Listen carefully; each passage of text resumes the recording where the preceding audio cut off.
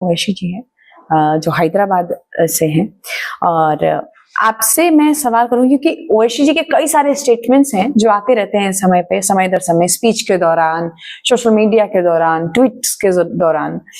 तो रिसेंटली उनका एक स्टेटमेंट था जहां पे उन्होंने कहा कि हमें बीजेपी लेक्चर देती है सेकुलरिज्म का, सेकुलर कंट्री का, लेकिन खुद धर्म की राजनीति करती है, खुद धर्म को आगे लेके आती है, खुद धर्म के आधार पे लोगों को तोड़ती है और सिर्फ गरीबी बढ़ा रही है, नौकरी खा रही है। ऐसे कई सारे प्रत्यारोप लगाए हैं आपके विपक्ष पार्टी ने, क्या कहेंगे आप?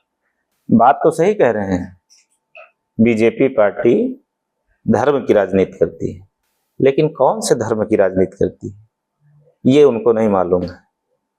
बीजेपी पार्टी राष्ट्र धर्म की बात करती है, और ओवैसी जी किस धर्म की बात करते हैं? जात धर्म की बात करते हैं। शायद उनको पता नहीं है, लेक्चर तो इतने इस्लाम पे देते हैं, तकरीरें इतनी करते हैं। क्या मेरे इस्लाम में मेरे नबी ने ये बताया कि जात धर्म की बात करना? अगर इस्लाम में कहीं दिखा दें कि मेरे नबी हुजूर पाक सल्लल्लाहु अलैहि वसल्लम ने ये कह के गए हैं कि तुम्हारा पड़ोसी भूखा हो तो बगैर उसको खाना खिलाए मत खाना, ये उन्होंने नहीं कहा था कि तुम्हारा पड़ोसी हिंदू है कि सिख है कि ईसाई है कि मुसलमान है, ये नहीं कह के गए हैं। उन्होंने कहा पड़ोसी भूखा हो। पड़ोसी कोई भी हो सकता है, लेकिन इनके हिसाब से पड़ोसी हो तो मुसलमान हो तो उसको खाना खिलाएंगे।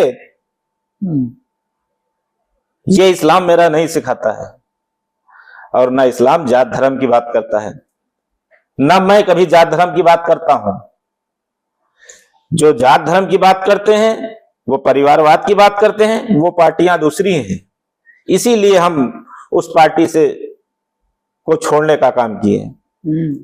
हम भारत देश में रहते हैं, और भारत देश का हर एक आदमी हमारा भाई है, वो किसी भी धर्म का मानने वाला हो।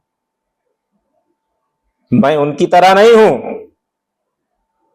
कि हम बड़ी टोपी लगा के उनको तकरीर करेंगे और बड़ी टोपी लगा के जो है मुसलमान भाइयों को बांटने का काम करेंगे। मैं उसमें कहूं सबका साथ, सबका विकास और सबका विश्वास।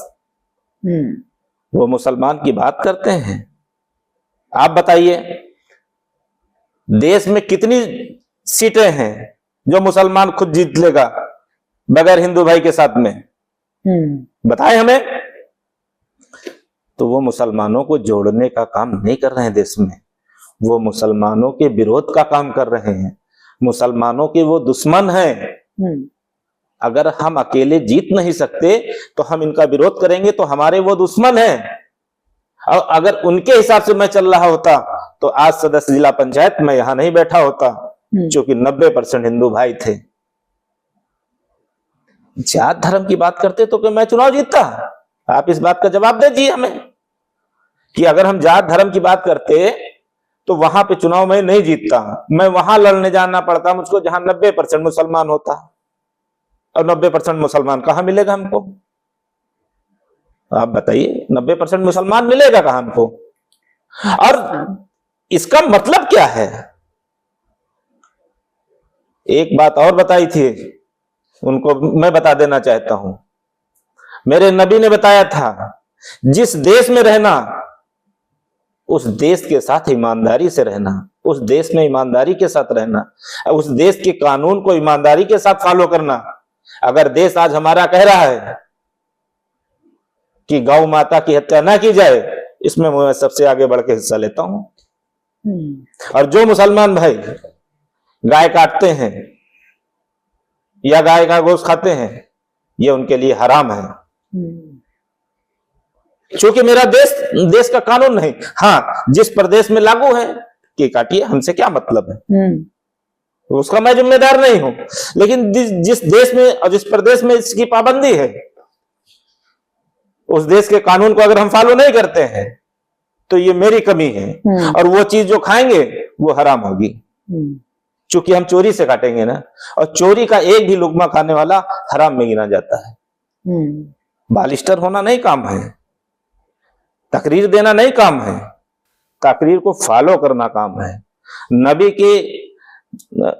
के कदमों से जो चले हैं उन पर फॉलो करना काम है, उनकी बातों पर ध्यान देना काम है, उनकी बातों का समझना काम है।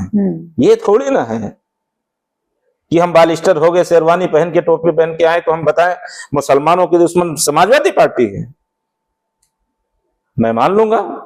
मुसलमानों की दुश्मन कांग्रेस पार्टी है, मैं मान लूंगा। लेकिन ये कहोगे कि मुसलमानों की दुश्मन भारतीय जनता पार्टी है, मैं नहीं मानूंगा। हाँ, मैं मान लेता, क्योंकि हमें दिखाओ तो। इतनी योजनाएं लागू की बीजेपी ने, एक योजना में मेरा नाम कट गया होता कि इसमें मुसलमान को नहीं फायदा मिलेगा। आयुष्मान जो 5 लाख में प्रति आदमी के लिए दे रहा हूं, इसमें मुसलमान नहीं होगा, मैं मान लेता। मेरे दुश्मन है, मैं कभी ना कहता अपने भाइयों से, मजलूमों से, दीन दुखियों से कि समाजवादी का भारतीय जनता पार्टी का सपोर्ट करिए, समाजवादी का न करिए। और वैसी क्या बात करते हैं? अगर उनको धर्म की राजनीति करना था और तोड़ने फोड़ने काम करना था तो वो यहां रहे ही मत, उन्हीं लोगों के साथ में जाके रहें जो इनकी तरीके से कार्य करते हैं। पाकिस्तान वाले पाकिस्तान में जाके रहे, बात करें। हमारे बुजुर्ग यहां पे अपनी मर्जी से रुके थे, ना वहां से भगाए गए थे और ना यहां जाने का इरादा किया था। ये उनका हिंदुस्तान है, उनका भारत है।